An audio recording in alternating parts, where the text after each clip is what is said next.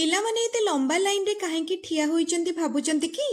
ସେମାନେ ଖାଉଟି ଦୋକାନରେ ସେମାନଙ୍କର ଆବଶ୍ୟକ ଜିନିଷ କିଣିବା ସହ ଦୋକାନରେ ଥିବା ନିକିତି ଓ ବଟକରା ବିଷୟରେ ଧାରଣା ପାଇବେ ବୋଲି ଅପେକ୍ଷା କରିଛନ୍ତି। ତୃତୀୟ ଶ୍ରେଣୀର ଗଣିତ ବହିରେ ଥିବା ଓଜନ ଓ ପରିମାଣ ବିଷୟଟି ପଢ଼ିବା ବେଳେ ଏହି ଛୋଟ ପ୍ରୟାସଟି କରିଥିଲି।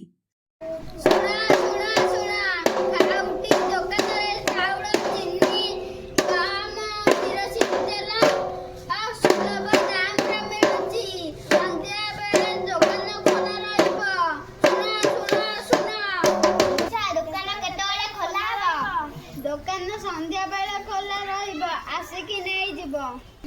ମା ଲୋ, ଖାଉଟି ଦୋକାନରେ ଚାଉଳ, ଚିନି, ଗହମ ମିଳୁଅଛି। ସନ୍ଧ୍ୟା ବେଳେ ସ୍କୁଲରୁ ଆସି ନେଇ ଆସିବି। ହଉ। ଚାଉଳ କିଲୋ କେତେ? 1 ଟଙ୍କା। ଅଧ କିଲୋ ଦେଇଦିଅ।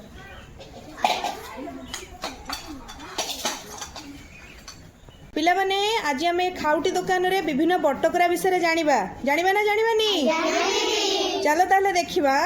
ପିଲାମାନେ, ଏଇଟା କଣ ଜାଣିଛ?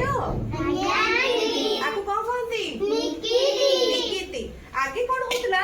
ଆଗ ସମୟରେ ଦୋକାନରେ କଣ କରୁଥିଲେ? ଦୋକାନୀ ଭାଇ ମାନେ ନିକିତିରେ କଣ କରୁଥିଲେ?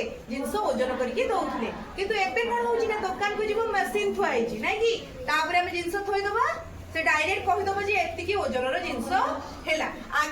ଆଗେ କଣ କରୁଥିଲେ ନା, ଏଇଭଳି ବଟକରା ବ୍ୟବହାର ହଉଥିଲା।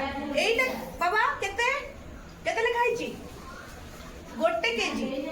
ଆର ମୂଲ୍ୟ ହଉଛି 1 କେଜି। ଆମେ ଏଇ ସବୁ ଯେମିତି ଆଳୁ, ଚାଉଳ, ଚିନି, ଗହମ, ଏଗୁଡା ହଉଛି ଶୁଖିଲା ଜିନିଷ। ଏଇ ଶୁଖିଲା ଜିନିଷକୁ ଆମେ କଣ କରୁ ନା, ଏମିତି ଗ୍ରାମ, କିଲୋଗ୍ରାମ ଅନୁସାରେ କଣ କରୁ? ଓଜନ ଯେଟା, ଏଇଟା କେତେ ଲେଖା ହେଇଛି?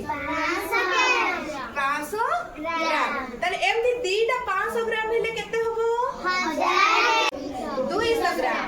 ଏଇଟା କେତେ ଗ୍ରାମ? 100 ଗ୍ରାମ। ଏମିତି ଆହୁରି ଅଛି, ଯେମିତି ଅଛି।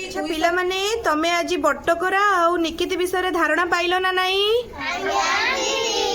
ଜାଣିଲଟି ଆଗେ କେମିତି ବ୍ୟବହାର ହଉଥିଲା ବଟକରା ଆଉ ନିକିତି ମାଧ୍ୟମରେ? ତାହେଲେ ଦୋକାନୀ ଭାଇଙ୍କୁ ସମସ୍ତେ ଧନ୍ୟବାଦ ଜଣେଇ ଦିଅ। ଧନ୍ୟବାଦ।